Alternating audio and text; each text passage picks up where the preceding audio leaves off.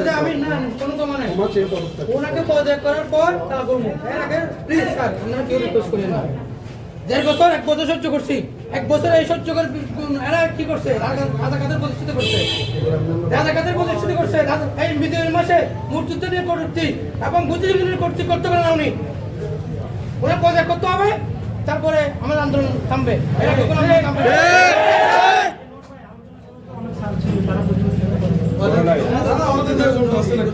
সবাই এখানে যার যার ওই যে চেয়ার পাই গেছে সবাই এই কারণে স্যার এখন সবাই চুপ মারা থাকে এখন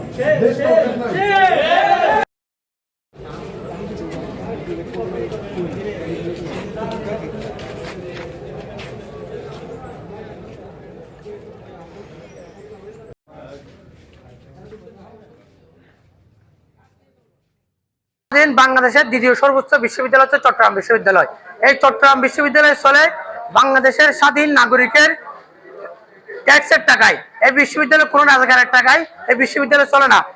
উনি যেহেতু গতকাল বুদ্ধিজীবী দিবস উপলক্ষে চট্টগ্রাম বিশ্ববিদ্যালয় প্রশাসনের যে আলোচনা সভা ছিল সেই আলোচনা সভায় যে উপাচার্য শামীম স্যার যে বক্তব্য দিয়েছে মুক্তিযুদ্ধের বিরুদ্ধে, মুক্তিযোদ্ধাদের বিরুদ্ধে, বুদ্ধিজীবীদের বিরুদ্ধে, এবং উনি বলেছেন পাকিস্তানি যোদ্ধা যারা আমার মা বোনদের লুণ্ঠন করছে, আমার ভাইকে হত্যা করেছে, আমার বাবাকে হত্যা করেছে, আমার পূর্বপুরুষকে হত্যা করছে, তারা কেমনি মুক্তিযোদ্ধা হয়? ওনাকে ওনার এটার ব্যাখ্যা দিতে হবে। এবং শুধু ব্যাখ্যা দিলে হবে না, ওনার থেকে নিঃশর্ত কমাচ্ছে ওনাকে বিশ্ববিদ্যালয় উপাচার্য পদ থেকে পদত্যাগ করতে হবে। আমাদের দাবি একটাই, আজকে এসেছে ওই দাবি নিয়েই।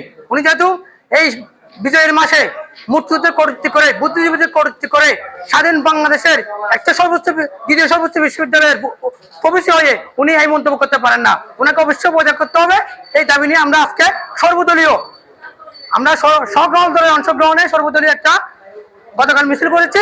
আজকে আমরা প্রশাসন পর্বে তালা দিয়েছি, আমরা 12:30টার দিকে তালা দিয়েছি।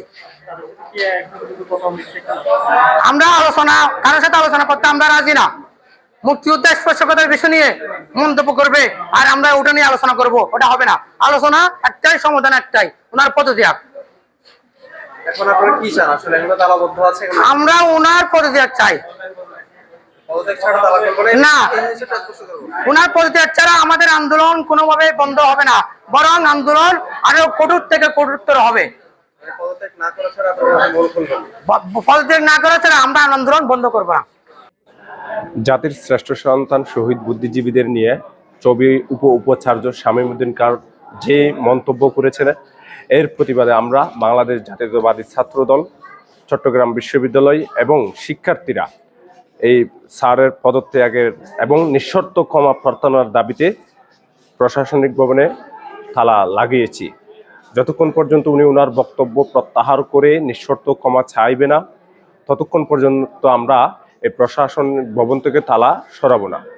আর স্যারের উদ্দেশ্যে আমরা বলতে চাই, এই দেশের আলো বাতাস এবং জনগণের ট্যাক্সের টাকার বিনিময়ে উনি যে প্রশাসনিক সুযোগ সুবিধাদি গ্রহণ করে এই দেশের জনগণের বিরুদ্ধে, এই দেশের শ্রেষ্ঠ সন্তানদের বিরুদ্ধে পাকিস্তানপন্থী কোনো মন্তব্য ছবির শিক্ষার্থীরা গ্রহণ করবে না।